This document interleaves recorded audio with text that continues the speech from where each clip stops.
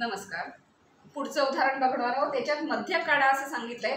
काही किमतींची रेंज दिली आहे आणि तेवढ्या वस्तूंची संख्या दिली आहे, तेवढ्या संख्या त्या रेंजमध्ये असणार आहेत. तर मध्य काढा म्हणजे मेडियन काढा असं सांगितलेलं आहे. आता इथे वर्ग दिलेले आहेत म्हणजे क्लासेस दिलेले आहेत, पण क्लासची सुरुवात कशी केली आहे बघा. 20 पेक्षा कमी. 20 पेक्षा कमी म्हणजे त्याची रेंज काय असेल, म्हणजे तो नक्की कुठून सुरू होऊन कुठे संपणार आहे, म्हणजे लोअर आणि अप्पर बाउंड्री त्याची काय असणार आहे हे आपल्याला आता माहित नाही. पण पुढचे क्लासेस जर बघितले तर आपल्याला लक्षात येईल. त्याप्रमाणे ते इथे करून घ्यायचा तो क्लास. पुढचा आहे 20 to 40 म्हणजे 20 त्याची विड्थ आहे, म्हणजे वर्गांतर 20 आहे. 40 to 60, 60 to 80 सगळ्यांचं वर्गांतर 20 आहे. म्हणजेच काय असणार पाहिजे, काय असलं पाहिजे की ह्याचं पण वर्गांतर म्हणजे क्लास विड्थ ही 20 असली पाहिजे. क्लास विड्थ 20 असेल आणि इथे 20 ने सुरुवात झाली म्हणजे अप्पर बाउंड्री त्याची 20 असली पाहिजे.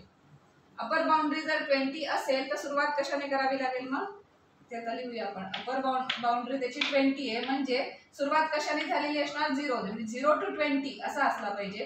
कारण ह्याची पण विड्थ 20 आहे आणि बाकी सगळ्यांची 20 आहे. तर हे असं जर दिलं असेल तर तो पहिला वर्ग कोणता आहे तो नीट करून घ्यायचा आधी आणि मग पुढे सोडवायचं. आता मध्य काढा म्हटलंय म्हणजेच फ्रिक्वेन्सी दिलेली आहे, इथे एक्स दिलेले आहेत. इथे आपल्याला काय घ्यावं लागतं, मध्यक वर्ग शोधायला लागतो. त्यासाठी कम्युलेटिव्ह फ्रिक्वेन्सी लागते. कारण नुसता डेटा दिला असता तर आपण ते ऑड आहे का इव्हन आहे एवढंच बघून डायरेक्ट मध्यक काढता आला असता. इथे मात्र कम्युलेटिव्ह फ्रिक्वेन्सी त्या फॉर्म्युल्यासाठी लागते आपल्याला. म्हणजे संचित वारंवारता सारणी पेक्षा लहानची संचित वारंवारता सारणी. त्यामुळे एक कॉलम इथे लागणार आहे, संचित वारंवारता सारणी, त्याला CF असं म्हणतात. ती कशी काढतो आपण, पहिला नंबर आहे तसाच ॲज इट इज 140. पुढचा नंबर 140 प्लस 100 म्हणजे झाला ते 240. Then 240 plus 80 is equal to 320. मग 320 प्लस 60 इज इक्वल टू 380. आणि 380 प्लस 20 इज इक्वल टू 400. आणि हा जो नंबर असतो तोच काय असतो, एन. तो एवढा आला की नाही चेक करायचा. 80 80 8 8 16 16 आणि 160 170 आणि 400. एन इज एन म्हणजे कॅपिटल एन म्हणजे summation F is equal to 400 आणि हे दोन्ही मॅच झालं पाहिजे. म्हणजे हा कॉलम आपला बरोबर आलेला आहे. आता एन कसा आहे, इव्हन आहे, त्यामुळे n/2 करून बघायचा आणि मग तो n/2 नंबर जो येईल ती पोझिशन, त्या पोझिशनचा नंबर नक्की कोणत्या वर्गात असेल म्हणजे कोणत्या क्लासमध्ये असेल तो क्लास फक्त आपल्याला जाऊन शोधायचा असतो. तो आपल्या काय असणार आहे, मध्यक वर्ग म्हणजे मेडियन क्लास असणार आहे. तो क्लास एकदा मिळाला की मग फॉर्म्युल्यातल्या सगळ्या गोष्टी आपल्याला तिथे घेता येतील. तर इथे काय आहे, n इज इक्वल टू 400 म्हणजेच हा इव्हन नंबर आहे. म्हणून n/2 करून घ्यायचा. ती पोझिशन कोणती आहे ती बघायची. म्हणजे 400/2 म्हणजे काय आली 200 पोझिशन ही या क्लासमध्ये कुठे असेल नक्की ते चेक करायचं. आता 0 पासून सुरुवात केली, एक ह्या पोझिशन पासून सुरुवात केली, कारण हे चढत्या क्रमाने आहेत ना, असेंडिंग ऑर्डरमध्ये नंबर लिहिलेत. तर पहिल्या 140 पोझिशन या कशाला जाणार आहेत, 0 to 20 क्लाससाठी, त्या म्हणजे तेवढ्या किमती असणाऱ्या वस्तूंसाठी निघून गेल्या. 141 म्हणजे 141 पोझिशन पासून 240 पोझिशन पर्यंत सगळ्या कुठे असणार आहेत, या क्लासमध्ये असणार आहेत. आणि आपल्याला कुठली लागते, 200 ही पोझिशन लागते. त्यामुळे ही इथेच असणार आहे, कारण 240 ला संपतायत तिथे पोझिशन सुरू होत आहेत 141 ला. त्यामुळे आपला मध्यक वर्ग हा असणार आहे. तिला आपण थोडंसं हे करायचं, राऊंड करायचं. हा आपला मध्यक वर्ग असणार आहे. मध्यक वर्ग मेडियन क्लास आधी काढावा लागतो की जी पोझिशन आहे ती पोझिशन ह्या क्लासमध्ये असणार आहे, त्या वर्गात असणार आहे. म्हणजे तिथे जाऊन आपल्याला मेडियन तो शोधायचा आहे. मध्यक वर्ग बरोबर काय आहे, 20 to 40. मग 20 to 40 मिळालं की याचा आपल्याला एल मिळेल, त्याच्यानंतर एच मिळेल, हाईट म्हणजे विड्थ असते ती मिळेल.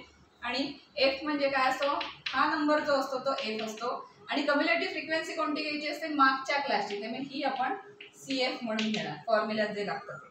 तर आता फॉर्म्युल्यासाठी काय काय लागतं, CF लागतं. CF कुठली घ्यायची असते, मागच्या क्लासची. हा क्लास आता मध्यक वर्ग झाला म्हणजे मागचा क्लास म्हणजे CF, ती 140 आहे. 140 एन आपल्याला माहितीच आहे, ते 400. CF 140 झाली. एफ फॉर्म्युल्यामध्ये एफ लागतं, ते कोणतं घ्यायचं, त्याच क्लासचं. जो क्लास आपला मध्यक वर्ग आहे, मेडियन क्लास आहे, त्याच क्लासची एफ लागते. तर ती किती आहे, 100. F is equal to 100. म्हणजे CF झालं, एफ झालं, एन मिळालाय आणि एच एज बरोबर 40 आणि 20, याचा वर्गांतर किती आहे 20, क्लास विड्थ आहे 20.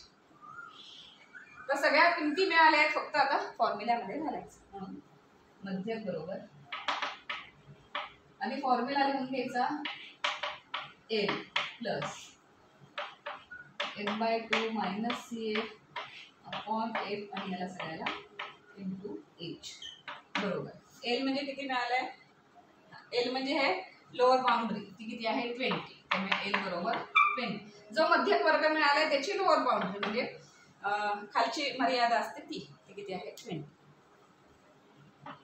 20 प्लस n/2, n आहे 400, 400/2 मायनस CF किती घ्यायची मागच्या क्लासची, ती आहे 140, 140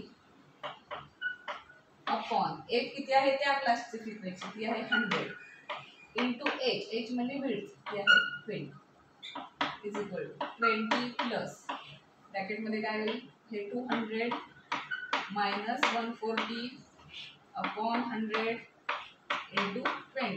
मग काय जो भाग जाईल बेरीज वजाबाकी भागाकार ते सगळं करून घ्यायचं.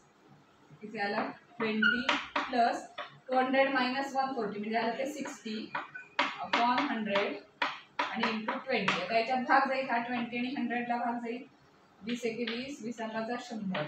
त्याच्यानंतर पुन्हा 60 ला भाग जाईल, 5 एके 5, 12 25 60 म्हणजे 12. म्हणजे किती आलं ते 20 प्लस 12 बरोबर 32. आणि ती त्या क्लास तो नंबर त्या क्लासमध्ये आहे का 20 ते 40 या क्लासमध्ये 32 येतोय, म्हणजे मध्यक आपला बरोबर आहे. म्हणजे काय की इथे मध्ये कुठे कॅल्क्युलेशन चुकलं नाही. आता मध्यक वर्ग असायचा 20 ते 40 आणि मध्यक यायचा 72, म्हणजे याचा अर्थ काय झाला की इथे कुठेतरी ते चुकलंय, कारण मध्यक वर्ग आपण शोधून काढलाय त्याच्यातच मध्यक असणार आहे, त्याच्यातच मेडियन असणार आहे. तर मेडियन आपल्याला मिळालं इथे, म्हणजे यायचं म्हणून मध्यक बरोबर. ते क्रॉस व्हेरिफिकेशन करायचं, ते क्रॉस व्हेरीफाय करा की हा 32 त्या म्हणजे हा जो मध्यक आलेला नंबर त्या क्लासमध्येच आहे ना, म्हणजे मग आपले बरोबर आलेला आहे.